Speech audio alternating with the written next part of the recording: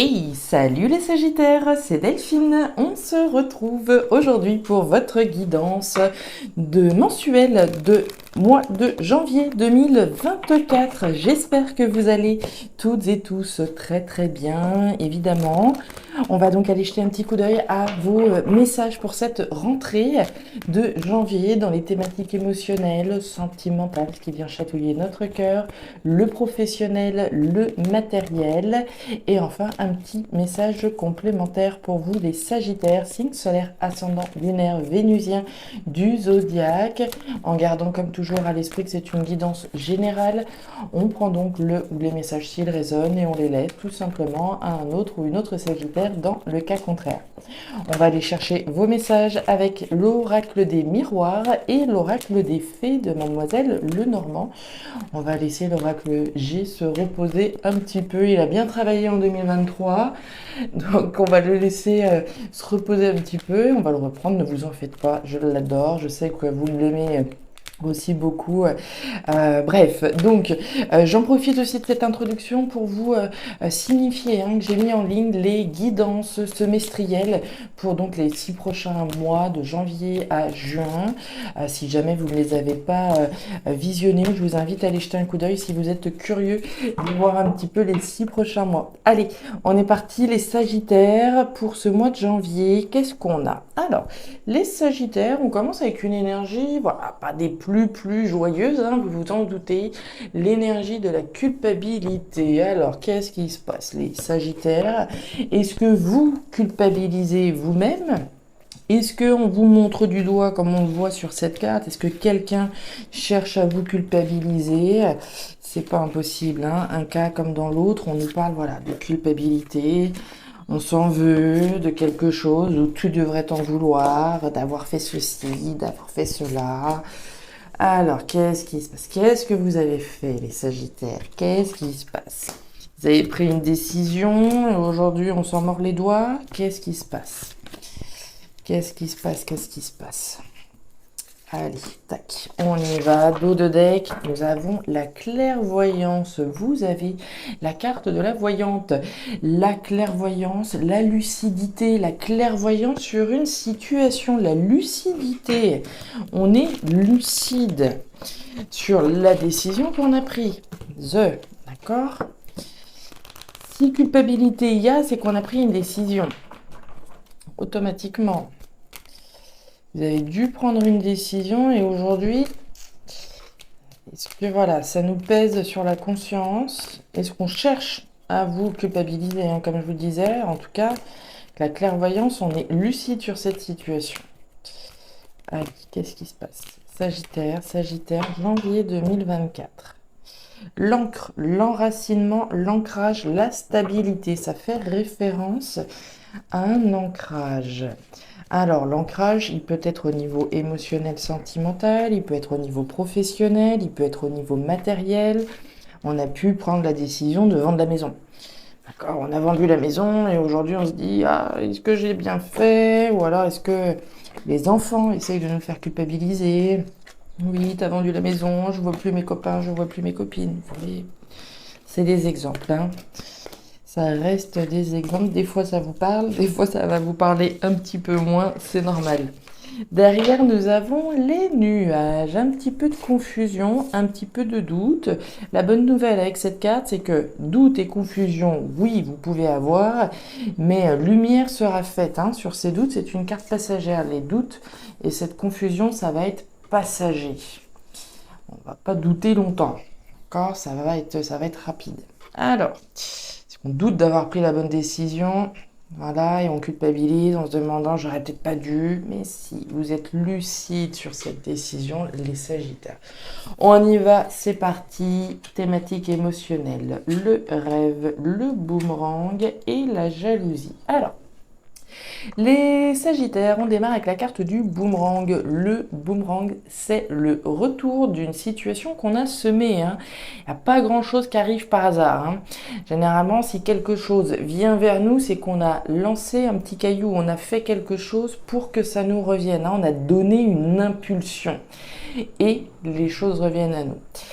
On en rêve les Sagittaires, on doit s'adresser à des Sagittaires qui sont alors dans le rêve, dans l'imagination, alors peut-être le fantasme hein, dans certains cas, de voir, j'ai envie de dire, quelqu'un revenir, hein, très honnêtement, c'est tout à fait envisageable. Hein. Sur cette carte du boomerang, hein, on a un petit rappel de la carte de la séparation. Donc on imagine probablement le retour de quelqu'un dans sa vie, de quelqu'un ou de quelque chose. Hein. Quelque chose vis-à-vis duquel on doit être passé par une séparation. Donc on doit rêver, imaginer, peut-être fantasmer. On est dans le mental. On imagine certainement le retour de quelqu'un. J'ai la carte de la jalousie. La jalousie, c'est les serpents, c'est les jaloux, c'est les mauvaises langues. Est-ce que voilà, on parle d'une situation peut-être qui s'est arrêtée parce qu'il y a eu de la jalousie à un moment donné, on a préféré arrêter et maintenant justement on culpabilise, on s'en mord les doigts et on aimerait bien revoir cette personne revenir. Est-ce qu'aujourd'hui que c'est terminé, on est un petit peu justement dans l'envie, hein, la jalousie et on est en train de regarder son partenaire? J'ai l'impression que vous avez pris une décision. Vous avez dû la prendre hein, puisqu'on a la culpabilité. Vous avez dû prendre une décision, je pense, de rompre avec quelque chose ou avec quelqu'un. Et aujourd'hui, on se demande si on a pris la bonne décision. D'accord? Est-ce que, voilà, on a arrêté parce qu'il y avait de la jalousie? Est-ce qu'aujourd'hui, on regarde l'autre avec envie, justement, de le voir revenir dans notre vie? C'est très, très probable dans le cas de figure là. La jalousie, c'est aussi la méfiance. Hein. On a de la méfiance vis-à-vis de quelque chose. On est dans cette notion de possessivité. Allez, terminé. Couper pour récolter. Et derrière, on a bien le foyer. Hein. Alors, le foyer, la maison, ce qui se passe au sein de la maison. Hein. Je pense que là, le message est très particulier. Il va vraiment s'adresser à certains et pas à d'autres. Hein. Je suis désolée, c'est toujours comme ça. On peut pas faire tout le monde d'un coup à chaque fois. Je reviens sur ce que je vous disais. On a dû couper avec quelqu'un. Hein. La carte de la faux, c'est bien ça. J'ai coupé pour récolter quelque chose d'autre. Maintenant, on aimerait effectivement récolter le retour de cette personne. On aimerait la voir revenir, très certainement. Il y a dû avoir de la jalousie au foyer à ce moment-là, hein, quand cette situation a dû s'arrêter, de la possession, de la possessivité. Mais encore une fois, aujourd'hui, je pense qu'on doit observer, on doit regarder cette personne avec envie de la voir revenir dans notre vie. On y est déterminé. Hein. Dans votre esprit, ça doit occuper vraiment votre esprit. J'ai de la détermination et on est dans le rêve, dans l'imagination, donc on s'adresse à des gens, je pense, qui ont pris une décision d'arrêter et qui aujourd'hui s'en veulent un peu, se demandent s'ils ont pris la bonne décision. On continue. Et je ne peux pas vous dire si elle va revenir, je peux vous dire que vous êtes en tout cas déterminé à la voir revenir, mais son retour, je ne peux pas vous le certifier qu'il ou qu'elle reviendra. Alors, qu'est-ce qu'on a au niveau professionnel? Au niveau proactivité, carrière, on démarre avec la carte de l'amitié. L'amitié, on a l'amour et on a le verdict. L'amitié, alors, c'est un petit peu la carte du chien, hein, pour vous faire le rappel oracle G, ce serait d'ailleurs, on envoie un chien, hein, je ne sais pas s'il y a un chat, oui, si, ouais, un petit chien, un petit chat. Voilà, vous les voyez là, vous les voyez pas super, voilà. Le chien, l'amitié représente la fidélité. L'honnêteté, la loyauté que l'on a vis-à-vis de quelqu'un ou de quelque chose. Je suis loyal, je suis fidèle au poste dans lequel je suis, à l'entreprise dans laquelle j'évolue. Donc on a une notion de loyauté, de fidélité à quelque chose que vraisemblablement vous aimez, puisqu'on a l'amour. Hein, on a l'amour, l'épanouissement émotionnel, on s'investit et on est fidèle à quelque chose qu'on aime. À moins que ce soit ce que vous cherchiez à faire. Soit c'est ce que vous êtes déjà en train de faire, soit c'est ce que vous cherchez à concrétiser. On a le verdict.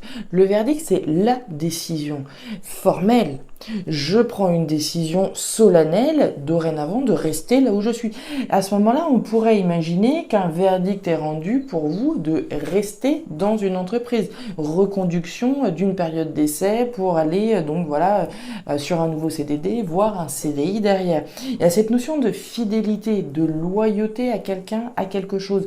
Le verdict est rendu, soit je prends la décision de rester parce que j'aime ce que je fais, soit cette décision est rendue par donc la hiérarchie qui vous donne le verdict, qui vous donne le feu vert pour rester, d'accord? On est bien dans cette notion de loyauté, de fidélité. Je reste là où je suis parce que je m'y plais. C'est ça le plus important. La clé, c'est ça, évidemment, le tiraillement et la carte du bouquet. Donc c'est bien ça, hein. Il y a une proposition, un cadeau. Soit c'est le cadeau que vous vous faites à vous-même, et c'est le plus beau cadeau que vous pouviez vous faire à vous-même, hein. Restez là où vous vous sentez bien. D'accord? Il n'est pas question d'aller travailler dans quelque chose qu'on n'aime pas, là. Bien au contraire, on nous dit d'ailleurs que c'est la clé, ce que vous aimez. Là où vous vous sentez bien, là où vous vous épanouissez professionnellement, concrètement. Donc soit c'est le bouquet que vous vous offrez à vous-même, je m'offre l'opportunité de rester là où je suis et de signer mon CDI. D'accord. Ça me fait peut-être peur, hein, la stabilité, l'ancrage qu'on a vu tout à l'heure, mais en même temps, c'est génial, c'est le plus beau cadeau que vous pouviez vous faire, parce que là, c'est la clé, c'est les solutions. La clé, elle permet de fermer une porte, mais d'en ouvrir une autre, de vous ouvrir à quelque chose que vous aimez et à l'épanouissement dans le cadre de vos activités, donc c'est formidable. On voit que c'est tiraillant. C'est cette notion de fidélité, donc pour moi, c'est bien par rapport à l'ancrage qu'on a vu au début de votre tirage. Est-ce que je reste? Voilà. Et je m'ancre, voilà, sur un CDI. Certaines personnes peuvent être un petit peu déstabilisées, justement, se dire, mais si je signe un CDI, je suis coincée toute ma vie et je ne pourrai jamais partir et ça sera compliqué si un jour je dois partir. Très honnêtement, vous êtes très bien là où vous êtes. D'accord? On le voit le tiraillement, hein, sur cette fidélité, sur cette loyauté à un poste, à une entreprise, mais c'est le plus beau cadeau que vous pouviez vous faire. Vraiment, c'est le plus beau cadeau. Lucidité sur vos doutes, hein. La chance, bah oui. Santé, elle est beaucoup ressortie, la santé dans la thématique matérielle. Alors, regardez-moi ça, regardez-moi ça. On le voit le bouquet. Il y a quelque chose qu'on s'offre ou qu'on vous offre. La possibilité ici, voilà, de vous dire, c'est bon, à l'issue de ta période d'essai, on t'embauche en CDI. Génial. Superbe cadeau. Ça donne naissance à une santé financière, hein. On est dans la santé c'est ce qui est bon ou pas. La santé financière ici, on donne naissance à quelque chose qui va amener la santé à vos finances. Donc très bien, c'est un coup de chance, le bouquet. D'accord? Coup de chance, opportunité au niveau matériel de donner naissance à quelque chose qui va permettre une santé matérielle. Alors que ce soit en lien avec la sphère matérielle ou pas, il y a quelque chose auquel vous devez donner naissance ici qui représente un coup de chance pour la santé de vos finances. La justice, bien le jardin et la carte du travail. Voyez-vous ça? Quand je vous disais qu'il y avait une opportunité au niveau matériel, au niveau professionnel qui va vous amener une santé au niveau financier. Le travail, le renard, la sphère professionnelle, les activités, ce dans quoi je m'investis concrètement, ce dans quoi je travaille, que ce soit au niveau professionnel ou voilà, vos activités au niveau général. Je prends une décision réfléchie avec la carte du renard, hein, d'accord? Je prends une décision réfléchie. J'analyse une situation, j'analyse concrètement à quoi je suis sur le point de donner naissance, afin de pouvoir prendre la décision la plus juste. La justice, je prends une décision juste. Il y a j'ai envie de dire, un document légal, un contrat très certainement qui est signé, d'accord? C'est un coup de chance pour vous.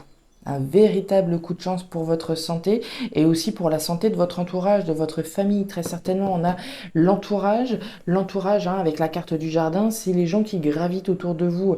Autrement dit, ça va vous faire du bien à vous, mais aussi vous permettre de partager des moments avec d'autres personnes qui vont représenter une santé pour vous, pour votre famille, pour votre foyer. On continue.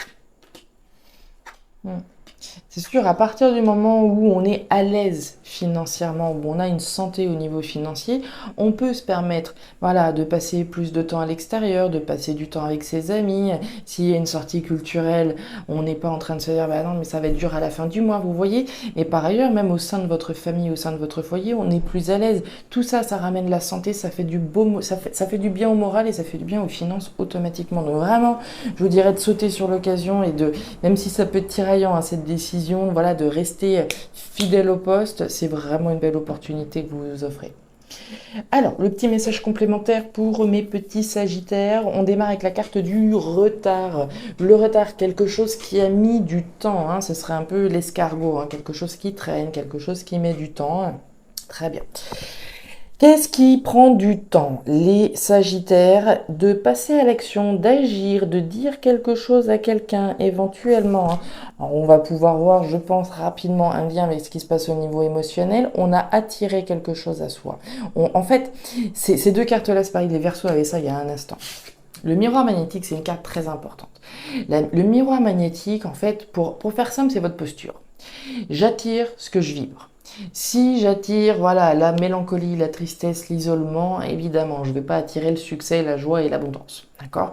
Donc, j'attire ce que je vibre. Si j'attire l'apitoiement, automatiquement, je ne vais pas attirer à moi des choses très très joyeuses. En revanche, si je vibre, que j'ai envie que les choses changent, que j'ai envie que les choses bougent, etc., je vais agir et les choses vont se mettre en marche. On est dans l'action. Plus je traîne, moins je prends, moins je passe à l'action, évidemment, les choses vont pas se mettre en place. Votre message, il est limpide. C'est vraiment, si je suis en train d'attendre, si je suis dans une posture d'attente, les choses ne vont pas aller bien vite, c'est sûr. En revanche, si je décide d'agir, automatiquement, je vais commencer à voir les fruits de ce que je suis en train de faire. Mais c'est ce que je dis à chaque fois, hein, je ne vais pas gagner au loto si je ne joue pas. D'accord, c'est vraiment ça. Donc, ma posture est déterminante. Si je traîne à prendre une décision, automatiquement, j'agis pas. Donc, on vous invite à agir sur quelque chose sur lequel vous êtes et sur lequel vous devez agir. Sur quoi est-ce que vous devez agir, les Sagittaires? D'accord? C'est vraiment ce qu'on vous dit. L'action sur quelque chose qui a mis du temps, qui traîne. La nouveauté, les nouvelles, et ben voilà. Et le choix. Bon, je pense que le lien est assez facile à faire avec ce qui se passe au niveau émotionnel. Le fait d'avoir certainement pris une décision vis-à-vis de quelqu'un, hein, puisqu'on a un personnage, hein, par ailleurs, que ce soit un homme ou une femme, hein, on a pris une décision.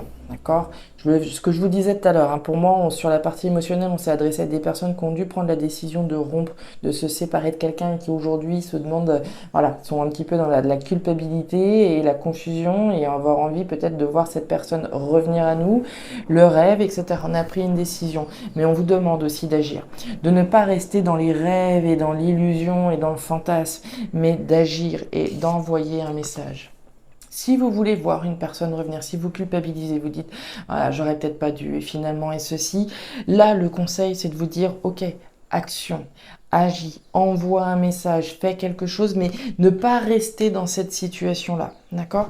On veut de la nouveauté, vous voulez attirer de la nouveauté, ok, pour attirer cette nouveauté, il va falloir agir, prendre la décision d'envoyer un message ou pas. Ça va dépendre de chaque Sagittaire, hein. Je dirais pas à tous les Sagittaires de reprendre le contact avec leur ex, hein. C'est pas ce que je suis en train de faire. Mais pour ceux qui sont en train un petit peu de se mordre les doigts, de se dire bon, j'aurais peut-être pas dû ceci, cela, c'est votre choix. C'est pas le mien. C'est à vous de prendre la décision, hein. D'accord? À vous de prendre la décision pour savoir si j'envoie un message ou pas afin d'initier quelque chose de nouveau. Certains Sagittaires vont tourner la page une bonne fois pour toutes et c'est très bien. Et à ce moment-là, on reste, hein, on n'attire pas son ex-partenaire. Par contre, il y en a d'autres là qui, je pense, s'en mordent les doigts et se disent bon, ok, c'est bon, j'envoie un message parce que c'est quelque chose qui est devenu pesant, hein. Ici, ça va dépendre de chacun, de chacune, comme d'habitude, mais on vous dit bien d'agir au regard d'une décision.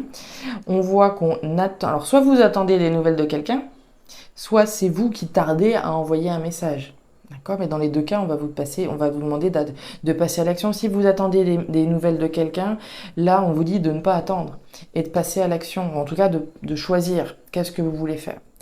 Et derrière, c'est la nouveauté qu'on cherche à initier. Quelle nouveauté vous voulez initier, les Sagittaires? Est-ce que vous voulez initier de la nouveauté avec cette personne, sans cette personne, mais il y a un positionnement à avoir, afin de ne pas rester dans l'illusion, de ne pas rester dans le rêve, faire la lumière sur vos doutes, d'accord? Être lucide, qu'est-ce que vous voulez? Vous. Quel est votre choix? Quelle est votre décision? C'est vous, le maître, la maîtresse à bord. C'est à vous de prendre cette décision, d'envoyer ou pas un message, mais de ne pas rester dans cette ambivalence. Finalement, c'est ça qu'on vous demande, hein. C'est le positionnement vis-à-vis d'un choix que l'on a à faire. Envoyer ou pas un message, c'est vous qui verrez.